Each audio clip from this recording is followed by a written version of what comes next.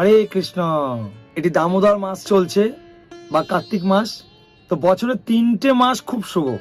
একটি হচ্ছে বৈশাখ মাস, একটি হচ্ছে মাঘ মাস, আর একটি হচ্ছে কার্তিক মাস। তো এই 3টে মাসের মধ্যে সর্বশ্রেষ্ঠ মাস হচ্ছে কার্তিক মাস বা দামোদর মাস। এই দামোদর মাসে ভগবত কর্ম এবং এই দামোদর মাসে যত রকমের আপনারা ভগবত কর্ম করবেন তার 100 গুণ ফল লাভ করবেন। আজকে এই দামোদর মাসের মাহাত্ম্য আপনাদের কাছে বর্ণনা করবার চেষ্টা করব। সেটি পদ্ম পুরাণে উল্লেখ আছে।